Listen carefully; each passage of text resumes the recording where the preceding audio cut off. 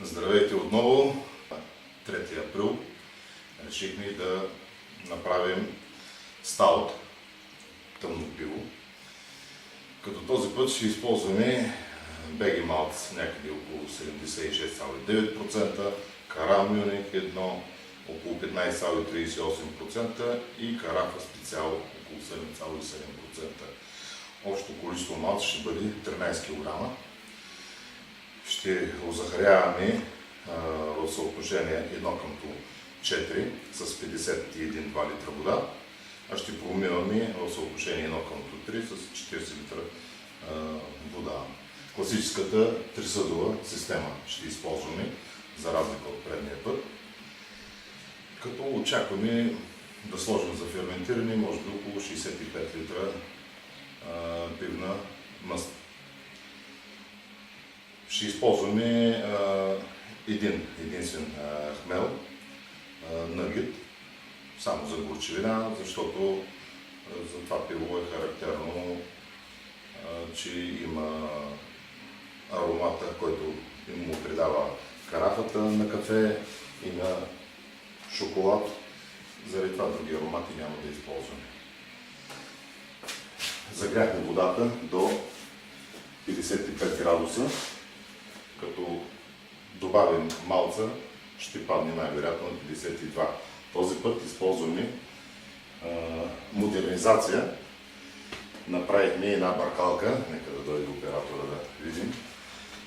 Да видим този път дали ще действа, да поправим грешки от миналия път. Трябва да видим как действа.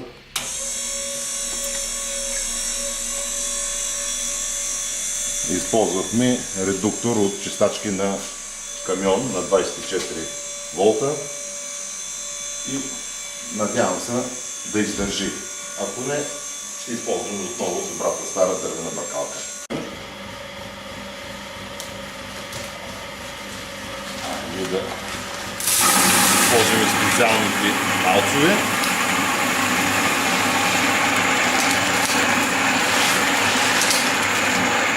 Които ще дадат характерния вкус, цвят и аромат на пивото.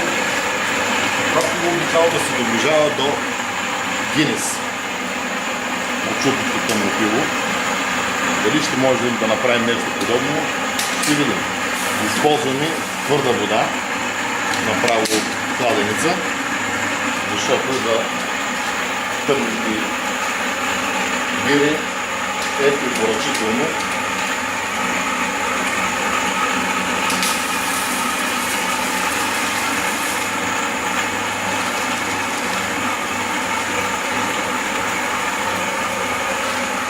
валцовата мелница действа безотказно. Голямо удоволствие човек да притежава, препоръчвам на всички. Точно догоре.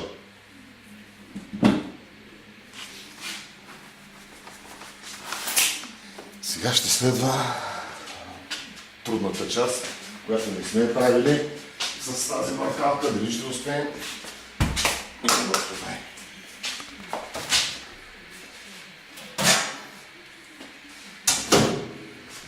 Да пробваме.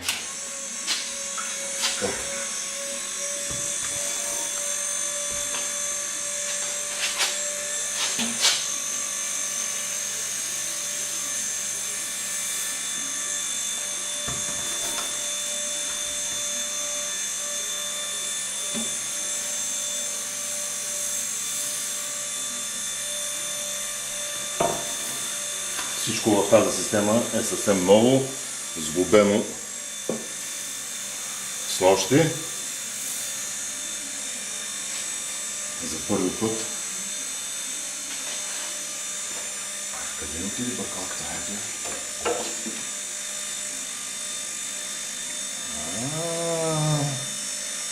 Така може. Добре.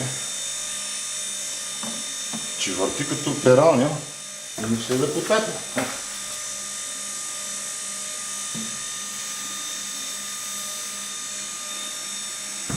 Ще издържи ли този мотор? Не е ясно.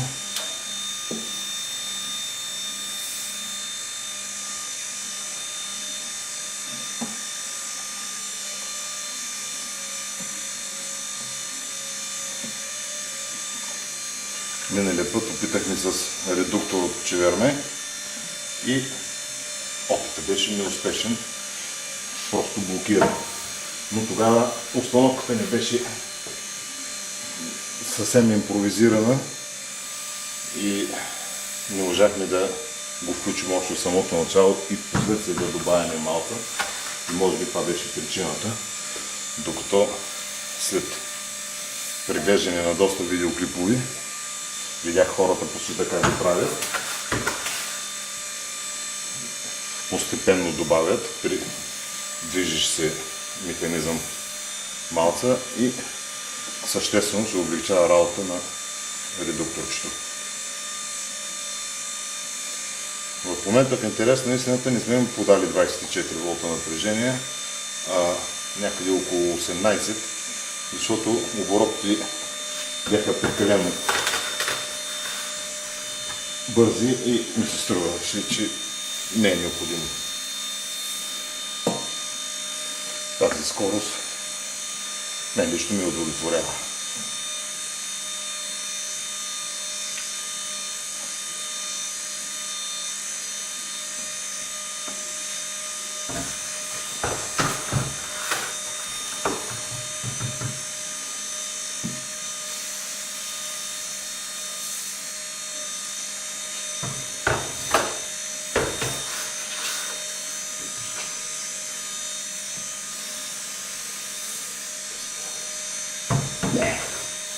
Добре.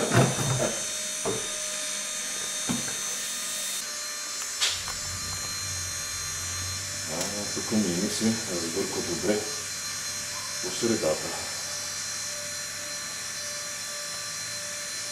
Очаквахме да бъде 52. 52 и 3. Чудесно. Тя ще падне леко. Добре. Сега трябва да оставим така колко казахме 15 минути. Само че не сме засекли.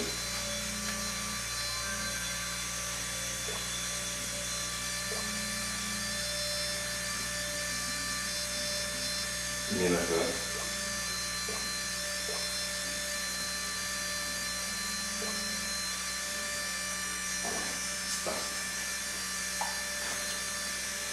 и нека измерим какво е pH на пивната мъст, за да видим каква корекция ще е необходимо да направим.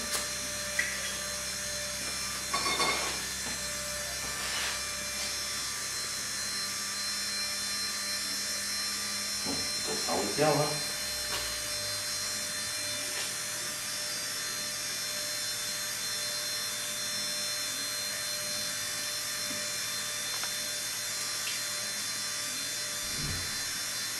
Тя е твърде топла. Ще трябва да изчакаме малко да се охлади. След малко ще снимаме. Вече дигаме на 76 градуса и е редно да опитаме още на 72 дали сме озахарили. Първи опит е успешен. Ела.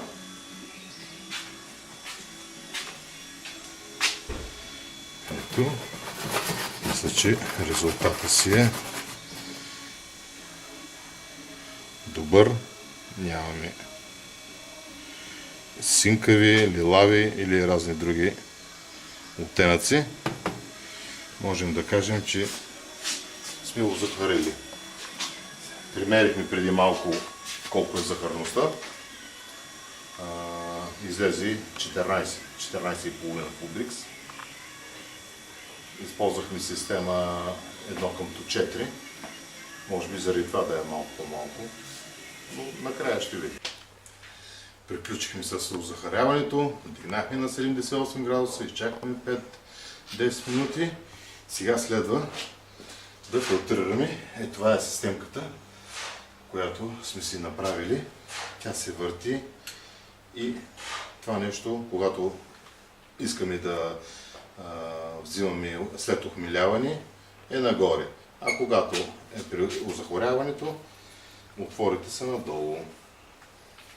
И това се получи, защото нямах припой в самото начало и слава Богу, защото ако го бях запоил, нямаше да мога да направя тази гениална системка.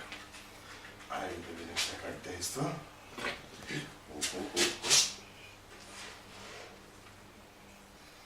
Стигаме дъното.